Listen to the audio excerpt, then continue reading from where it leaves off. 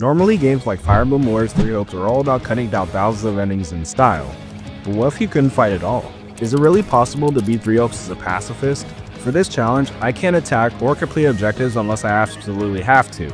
That means my allies have to do all the work, whether that's capturing strongholds, taking down enemy commanders, or even surviving without my help. In addition, I'll be playing on classic mode, so if any of my units lose, they're gone forever. If you think this is doable, be sure to comment down below. With that in mind, let's get into it.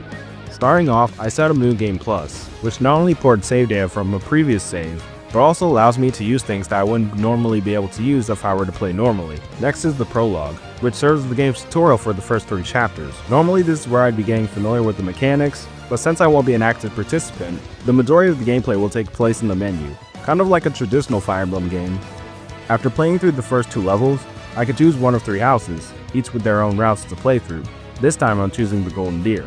The challenge starts at the 3rd level, Reversal of Fortune. For this level I have to defeat the thieves and secure the hideout. Starting off, I switch to Lorenz and have Zilliwan capture the fortress main gates and defeat the gatekeeper to gain access to the rest of the level. With this I switch to Zilliwan and have Lorenz seize the plaza and the command post. During the raid, I find a treasure chest which I can open if I have a key. So Lorenz takes a detour to defeat the thief and get the key so Hilda can open the chest after taking the chapel. Once the thief is beaten, I send Lorenz to search the dungeon to free the prisoner. To protect the prisoner, I order Lorenz to defeat the mysterious soldier and retake the plaza, which says been captured by a 3rd party. While that's going on, I switch to Claude and order Zilliwan to defeat any surviving bandits. With both missions done, I order an all-out offensive on both Kryna and the demonic beast. Now we have the Defense of Fallen's Locket. Our goal is to drive back the Almiran forces and protect the allied base. I begin by ordering my units to defeat enemies near the base. Once the gates to the enemy strongholds open, I send Hilda to capture the northern cliffs and Lawrence to take the southern cliffs. While that's happening, Alliance soldiers are being attacked by Almirans, so I order Claude to defeat the soldier near the central cliffs while Ignatz assists the one nearby the southern cliffs. When Claude is done, I send him, Raphael, and Lysithea to the central cliffs to defeat Nader. After forcing Nader to retreat, I have to surround the Almiran forces. I order Claude to take the Almiran stronghold, Hilda to upper Almiran soil, and Lawrence to lower Almiran soil. However, enemies are entering the bases as this is happening, so I command Marianne to defeat one Wyvern Rider, while Ignatz and Raphael handle the other. After defending the allied base and surrounding the Almirans, I order Claude and Ignatz to defeat Shahid while my other units protect the base. As Claude, I defeat Shahid. Now we're at chapter 4, where some facilities are now unlocked. In addition, I also have new weapons. Normally I'd be using the weapons and armor that were just given to me, but because I'm on New Game Plus, all my stuff carries over from previous saves. I level up any under-leveled units to at least level 30. I've also unlocked cooking, but considering most of the options are for enhanced combat, I'll only be using it to strengthen bonds between units. Then it hit me. We could do something very interesting. Originally, I was going to play through with what I have, but then I got an idea. On my 100% save, I have everything from different weapons, classes, and unique actions at my disposal. So to add some variety to the gameplay, I'll be assigning different builds to my characters and see what comes out of it. With this, I start another New Game Plus and reset the levels all on my unit. After playing through the prologue, I'm back to where I was before. I reset the Golden Deer units to level 10 and Zilliwan to level 30. Once that's done, I jump into the final battle of Chapter 4, the defense of the Great Bridge, where I'll have to meet the Imperial Army in battle. First, we have to secure an escape route to rescue Count Gloucester, so I send Hilda to the northern garrison, while Lawrence takes the central bridge. Once that's done, Zilliwan can bring down the eastern bridge and defeat the fire to get to the Count. It's here that Acheron has changed sides and is now attacking the Alliance. So Marianne and Zilliwan take on Acheron's minions, while Lawrence and Hilda take back some of the strongholds. With Acheron's defeat, this allows Alliance soldiers to advance to the evacuation point. However, Caspar is trying to prevent the retreat, so I send Claude to deal with Caspar, and Zilliwan to capture the southern Great Bridge. It's here that the strategy Calling Guards comes into play. After a brief fight, Caspar is warped to the back of the battlefield. It's here that I order an all-out offensive on Linhardt. I tried to use the second strategy to recruit Linhardt, but by ordering an all-out offensive, I accidentally killed Linhardt. I decided to restart the entire level and just play at a slower pace. Once I got back to where I was, I used the recruit strat, then defeated Linhardt. With that done, I could defeat Caspar. It was after this level that I unlocked the Gatekeeper. To prepare for the next main level, I leveled my units to level 20.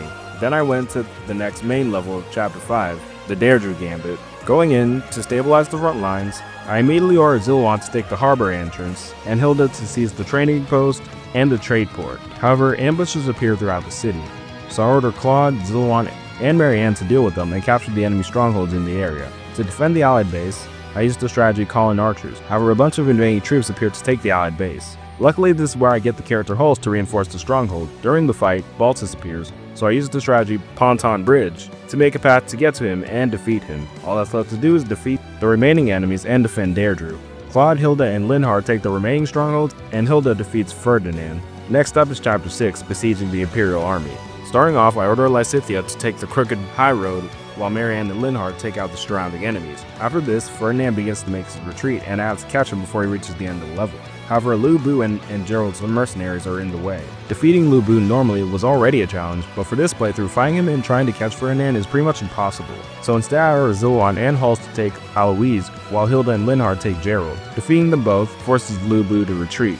With this, Hilda takes Ferdinand again, blocking his escape route. However, a Pegasus Knight squadron appears to take an allied stronghold, which would give Ferdinand our escape route. I redirect Hilda, Zilwan, and the Gatekeeper to deal with the Pegasus squadron and use the beacon strategy to slow Ferdinand down. With the Pegasus squadron out of the way, I can defeat Ferdinand and beat Ladislava to end the level. Now we have Chapter 7, the Battle of Gronder Field. First, my units have to seize the strongholds and defeat the enemy's vanguard. This forces Monica and Petra out of hiding, allowing us to defeat them. Up next is the Imperial main force. To bring out the enemy commander, being Count Burgles, I order a defeat of the Southeast generals to bring them out. While this is happening, Gerald and his mercenaries appear to protect the Imperial army, so similar to Count Burgles, I order units to beat Gerald and Aloise to bring out Lu Bu as well.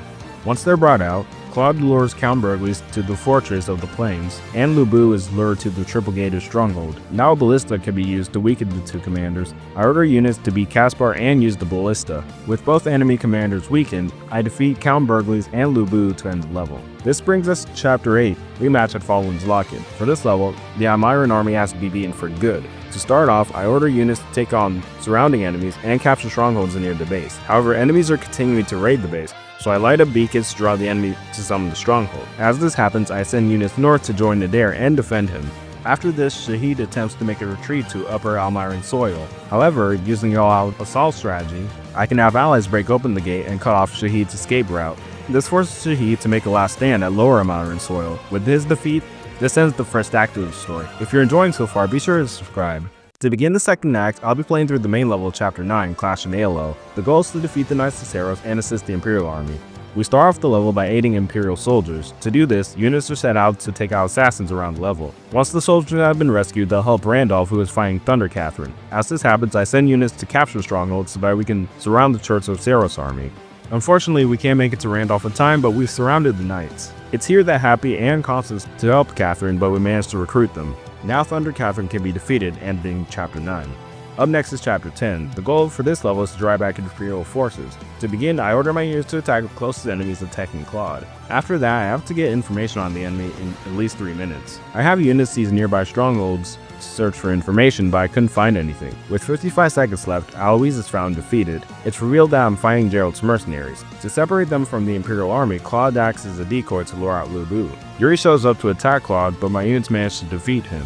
Once Claude arrives at his destination, Lu Bu appears for Claude. Eventually, Claude manages to lure Lu Bu far enough away from the enemy base so that another unit can show up to defeat Fleisch. Doing so allows Lu Bu to be recruited, as well as Gerald and Yuri.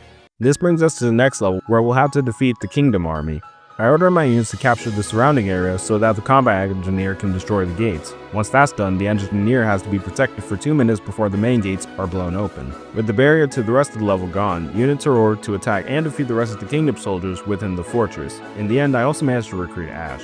For the next level, we have the Battle of Ferdinand. To secure the capital, I begin by ordering units to capture the closest strongholds. Once that's done, I command Hulse to defeat Annette, while the other units take on Gustav. Once they're defeated, I can order my units to defeat Adu and capture the remaining strongholds. With this, we can defeat Dimitri and end the level. Going forward brings us to the main level, Chapter 13, the Pacification of Wardelia. To start out, I send units to rescue Hanneman and assist Manuel in defeating one of the enemy leaders. The first 2 phases of the level mainly focus on rescuing Dorothea and other citizens. Next is the demonic beast that has to be beaten to protect the town. With the town secured, I can defeat the actual enemy commander being Solon. Coming closer to the end of the game, we have the main level, Chapter 4, Salvation. For this level, Edelgard has to make it to the front lines to fight Dimitri. At one point, Edelgard gets separated from everyone else, so using strategies, I'm able to prevent the Kingdom army from using Blaze, which does fire damage over time. I send units to capture Middle City Alleys and defeat Ingrid, who is attacking Edelgard. Once that's done, Edelgard reaches the lower houses where Adu has to be defeated. Now I can order half my units to take out Dimitri once Adu is down. With Dimitri defeated, all that's left to do is beat Rhea. After a long grind, we finally made it to the final chapter, the Battle of the Tail Team. For the first phase of the fight, the goal is to capture the strongholds to hold the front line. With front secured, Mayuns can press on and defeat both Zed and Flame. With those two out of the way, the last obstacles are Rhea and the Immaculate One. It was a long fight, but I managed to defeat the Immaculate One and beat the game. I wasn't sure if something like this was possible in the Warriors game, but it's fairly doable in 3 hopes if you have the patience for it. Honestly, I wonder what other twists we could pull off in a game like this. With that, I made this video where I tried to beat 3 hopes with almost every disadvantage I could think of. Anyway, thanks for watching, and be sure to subscribe for more 3 hopes content and let me know what else you'd like to see.